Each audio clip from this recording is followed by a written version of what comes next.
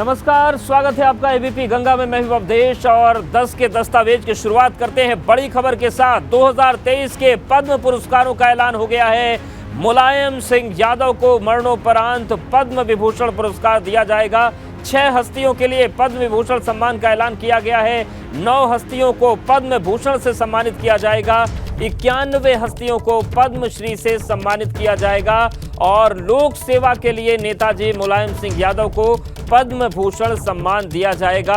UP के राधा चरण गुप्ता को पद्मश्री, यूपी के ही अरविंद कुमार को पद्मश्री मिलेगा, यूपी के दिलशाद हुसैन को पद्मश्री, यूपी के विश्वनाथ प्रसाद तिवारी को भी पद्मश्री, यूपी के ऋत्विक सान्याल को पद्मश्री मिलेगा। लेकिन इन सब के बीच बड़ी खबर यह है कि नेताजी मुलायम सिंह यादव को मरणोपरांत पद्म विभूषण सम्मान से सम्मानित किया जाएगा। वहीं अगर हम पद्मश्री पुरस्कारों की बात करें तो यूपी के उमाशंकर पांडे को भी पद्मश्री पुरस्कार दिया जा रहा है। तो 91 हस्तियां पद्मश्री पुरस्कारों से सम्मानित होंगी। 9 हस्तियों को पद्म भूषण और 6 हस्तियों को पद्म विभूषण से सम्मानित किया जाएगा। आपको बता दें कि जो पुरस्कारों का क्रम है, भारत रत्न सबसे बड़ा है, उसके बाद आता है पद्म विभूषण, फिर पद्म भूषण और इसके बाद पद्मश्री। तो पद्म विभूषण की बात करें तो 6 हस्तियों को दिया जाना है, जिसमें सबसे पहला नाम नेताजी मुलायम सिंह यादव का है, जिन्हें पद्म विभूषण सम्मान से मरणोपरांत सम्मानित किया जाएगा। 9 हस्तियों को पद्म भूषण दिया जाएगा और 91 हस्तियां ऐसी हैं जिन्हें पद्मश्री सम्मान से सम्मानित किया जाएगा। मुलायम सिंह यादव को लोक सेवा के लिए पद्म विभूषण पुरस्कार मरणोपरांत दिया जाना है। और हमारे साथ ब्यूरो चीफ वीरेश पांडे जुड़ गए। वीरेश जी, मांग तो भारत रत्न की हो रही थी, लेकिन सरकार ने पद्म विभूषण सम्मान देने का फैसला किया है।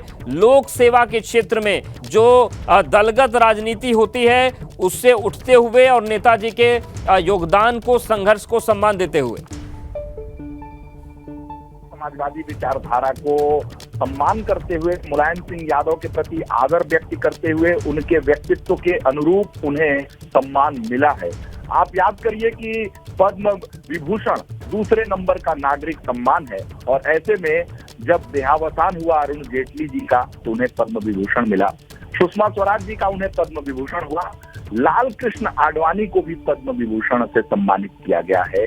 ये कोई सामान्य विभूषण नहीं है, बल्कि ये सामान्य पुरस्कार नहीं है, बल्कि नागरिक सम्मान में दूसरे नंबर का ये सम्मान है। और बहुत सम्मान खुद मुख्य प्रधानमंत्री नरेंद्र मोदी मुलायम सिंह यादव का करते रहे हैं। बहुत ही आदर, बहुत ही एक दूसरे के प्रति सम्मान का भाव रहा है। मुलायम सिंह यादव के जो सार्वजनिक जीवन, लोक जीवन में जो उनका योगदान रहा है और पैसई में जिस तरीके से उनकी अंतिम यात्रा में हजारों लाखों लोग उमड़ पड़े थे और अपने दिल से वो रो रहे थे, उसके साक्षी हम बने थे। एबीपी गंगा भी बना था और ऐसे में मुलायम सिंह यादव का कृतित्व, मुलायम सिंह यादव का व्यक्तित्व सम्मानित होता है और मुलायम सिंह यादव के प्रति जो नजरिया है प्रधानमंत्री नरेंद्र मोदी का, वो इससे परिलक्षित होता है।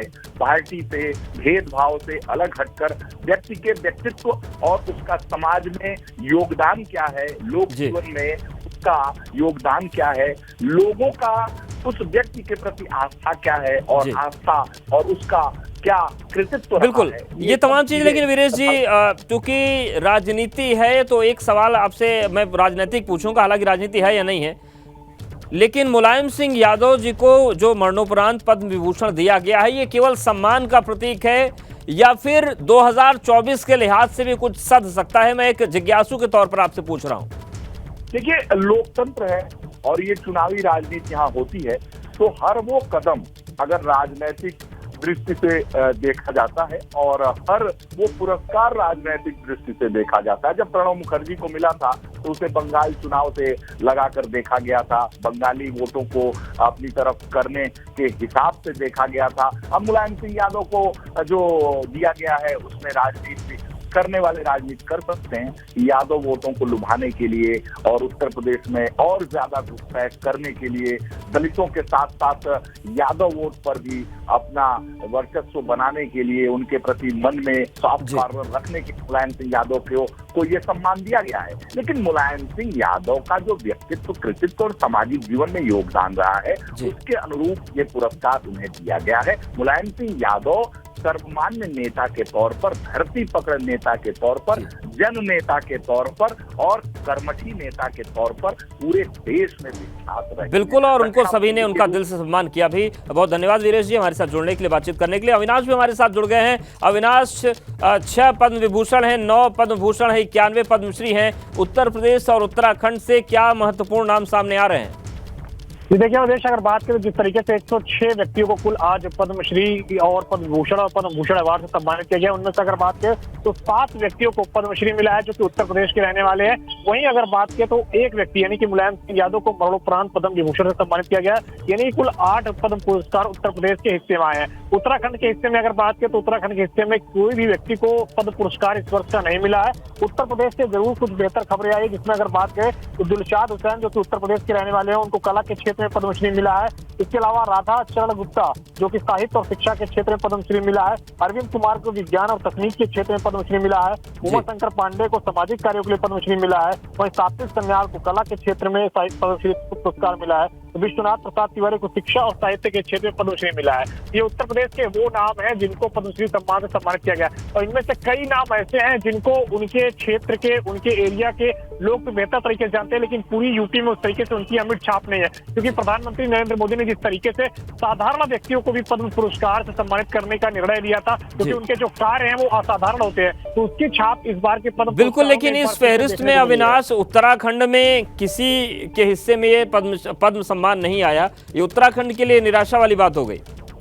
देखिए अगर बात करें तो ये पद्म जो पुरस्कार होते हैं वो राष्ट्रीय पुरस्कार होते हैं, देश भर के तमाम सारे लोगों को दिया जाता है, तो ऐसे में निराशा जरूर हो सकती है उत्तराखंड के लोगों को। लेकिन जिस तरीके से केंद्र सरकार तमाम लोगों के जब लिस्ट आती है तो उसमें से लोगों के जो कार्य होते हैं, लोगों के जो जीवन होते हैं, उसके आधार पर पद्म पुरस्कारों को चुनती है। और ऐसे में जिस तरीके से 106 लोगों को चुना गया, जाहिर तौर से बात है कि विशिष्ट लोग हैं। बाकी जिन लोगों ने भी अपनी अपनी प्रतिक्रिया भेजी थी या अपने अपने तरफ से अप्लाई किया था, उनको अगर नहीं मिला है तो जाहिर तौर से बात है केंद्र सरकार ने उस पर निर्णय लिया है। उत्तराखंड को नहीं मिला है इस साल कोई भी पद्म पुरस्कार, तो इसमें निराश होने की बात नहीं, अगले बार फिर मिलेगा। उम्मीद है कि अगले बार फिर से उत्तराखंड को कोई ना कोई पद्म पुरस्कार जरूर मिलेगा। शुक्रिया अविनाश जानकारी और अपडेट्स को देने के लिए। तो पद्म सम्मान जो मिलने हैं उसमें ऐलान हो गया है, 106 लोगों को इस बार पद्म सम्मान दिए जाएंगे, जिनमें से 6 लोगों को पद्म विभूषण मिलना है, 91 लोगों को पद्मश्री और 9 हस्तियों को पद्म भूषण से सम्मानित किया जाएगा। और सबसे महत्वपूर्ण और बड़ा नाम है दिवंगत मुलायम सिंह यादव जी का, जिनको मरणोपरांत पद्म विभूषण सम्मान से सम्मानित किया जाएगा। लोक सेवा के क्षेत्र में उन्हें यह सम्मान दिया जा रहा है। वहीं लखनऊ में गणतंत्र दिवस के मौके पर विधानसभा भवन को फसाड लाइटों से सजाया गया है। गणतंत्र दिवस की पूर्व संध्या पर रंग बिरंगी फसाड लाइटों से विधानमंडल भवन बेहद खूबसूरत नजर आ रहा है। विधानमंडल भवन की ये ड्रोन कैमरे से ली गई भव्य तस्वीरें आपको मंत्रमुग्ध कर देगी। आप देखिए कितना खूबसूरत ये विधान मंडल भवन लग रहा है, और यही वो भवन है जहां से प्रदेश की तकदीर को संवारते हैं, चाहे वो सत्ता पक्ष हो और चाहे विपक्ष। क्योंकि लोकतंत्र में जितना महत्वपूर्ण सत्ता पक्ष है, उतना ही महत्व विपक्ष का है, या ये कहें कि विपक्ष कहीं ज़्यादा महत्वपूर्ण होता है, क्योंकि वो आम लोगों के सवाल को, जनता के प्रश्न को उठाता है और सरकार उस पर गौर करती है। सरकार गौर न करे तो विपक्ष दबाव बनाता है। तो कुल मिलाकर यही वो भवन है जो सूबे की तस्वीर और तकदीर बदलता है, और उसको बेहद ही खूबसूरत तरीके से सजाया गया है। और बड़ी खबर लखनऊ से है। गणतंत्र दिवस पर यूपी में कड़ी सुरक्षा की गई है। प्रदेश में सतर्कता बरती जा रही है। सिविल पुलिस के अलावा 115 कंपनी पीएसी तैनात हैं। भीड़ भाड़ वाले इलाके में धार्मिक स्थलों पर सुरक्षा कड़ी है। बाजार, मॉल में विशेष चेकिंग अभियान चलाया गया है।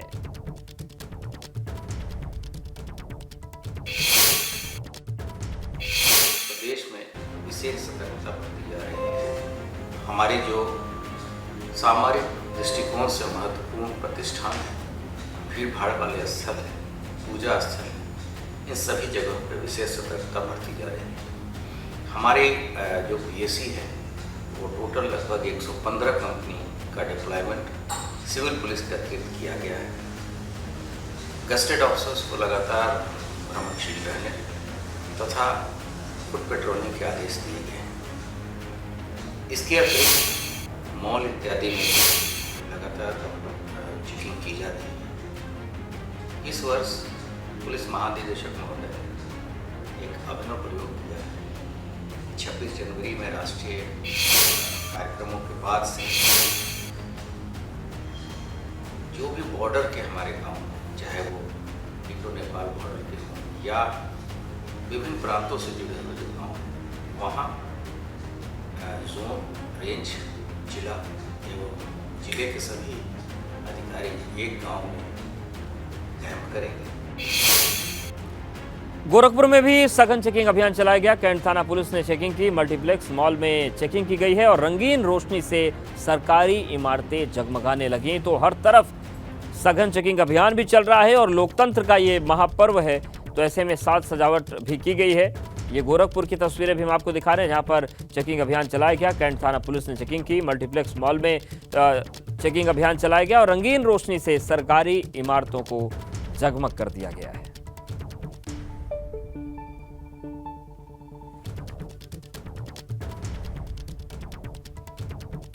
तो चाहे लखनऊ हो, चाहे गोरखपुर, गाजियाबाद, पूरे प्रदेश में जो गणतंत्र दिवस के मद्देनजर संवेदनशीलता होती है, उसको लेकर जितनी भी एजेंसीज हैं वो अलर्ट पर हैं और साज सज्जा के साथ सतर्कता भी बरती जा रही है।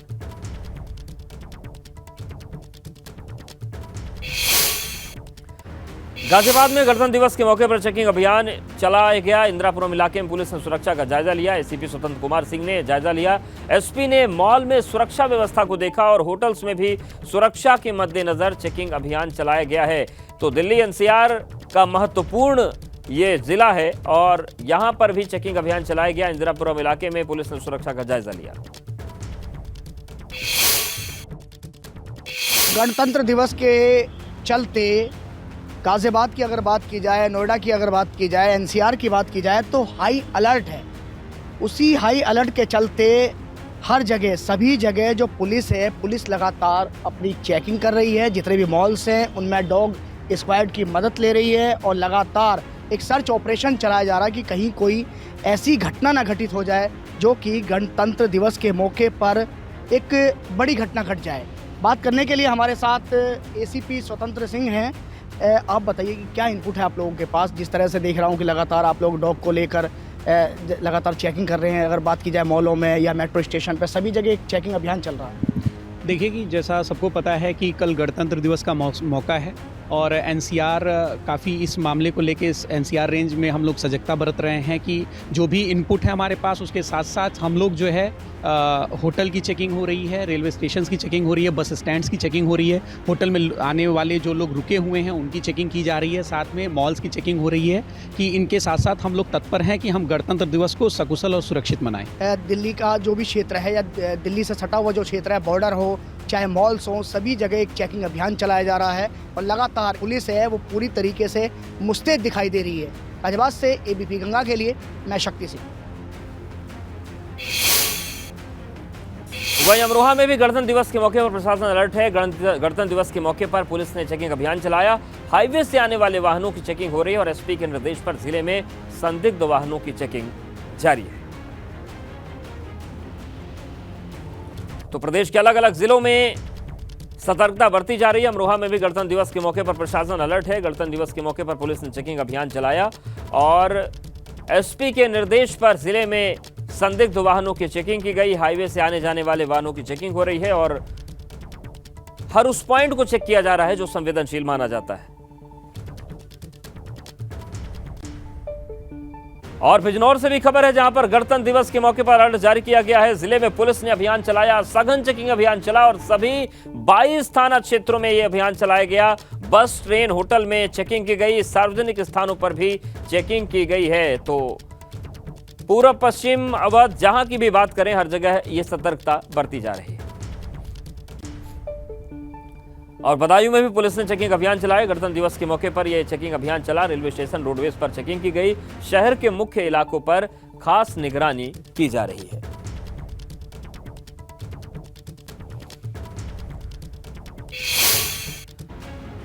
गणतंत्र दिवस की पूर्व संध्या पर राष्ट्रपति द्रौपदी मुर्मू ने राष्ट्र को संबोधित किया। इस दौरान राष्ट्रपति ने कहा कि आर्थिक मंच पर भारत की प्रगति सबसे उत्साहजनक रही।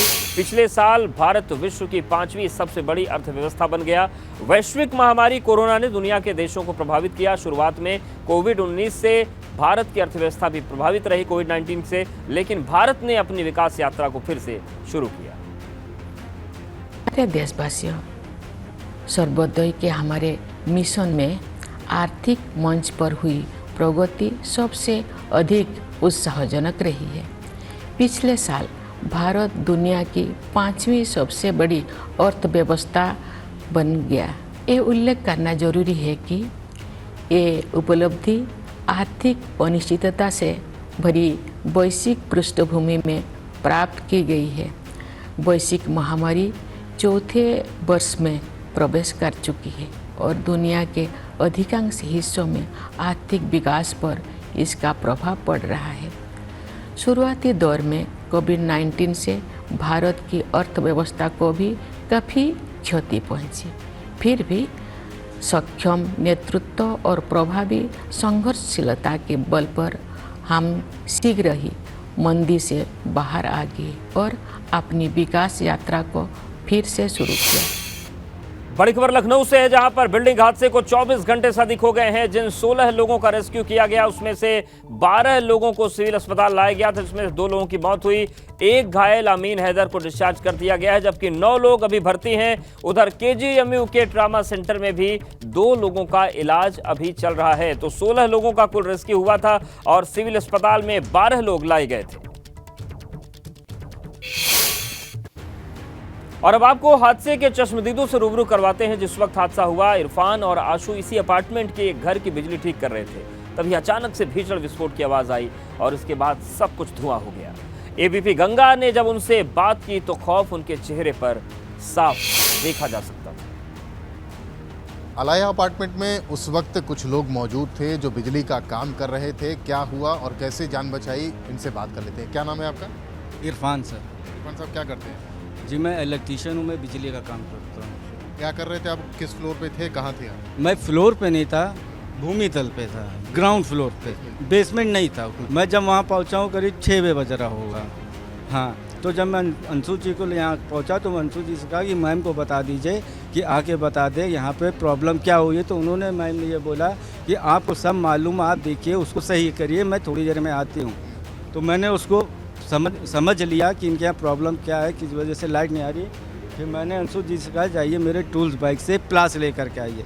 ये प्लास लेने गए और मैं जब पैनल के पास बैठा हुआ था, देखा अचानक से कि मतलब पूरी बिल्डिंग नहीं मालूम कि मेरे पास पूरा मलबा ही मलबा इकट्ठा हो गया है और कोई चीज़ ऐसी गिरी जो आधी बिजली पैनल पे थी और आधी ज़मीन में। मैं उसी के बीच में फंस गया और फंसने के बाद जब देखा। और शाहिद मंसूर के बेटे नवाजिश का वीडियो वायरल हो रहा है। सड़क पर खुलेआम फायरिंग, गुंडागर्दी का वीडियो वायरल हुआ है। विधानसभा चुनाव के दौरान का ये वीडियो बताया जा रहा है। वीडियो में नवाजिश के समर्थक फायरिंग कर रहे हैं। आपको बता दें कि अलाया बिल्डिंग हादसे के मामले में किठौर से सपा विधायक शाहिद मंसूर की मुश्किलें अब बढ़ सकती है और ये वीडियो भी आ गया मुसीबत बढ़ाने के लिए। शाहिद मंसूर के बेटे नवाजिश को पुलिस ने न्यायिक हिरासत में भेज दिया। वहीं भतीजे तारिक की गिरफ्तारी के लिए दबिश जारी है। आप देखिए तस्वीर। थोड़ा मत थोड़ा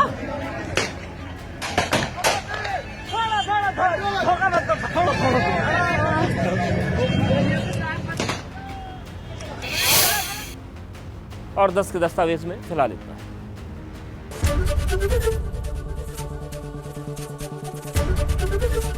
एबीपी गंगा, खबर आपकी, जुबान आपकी।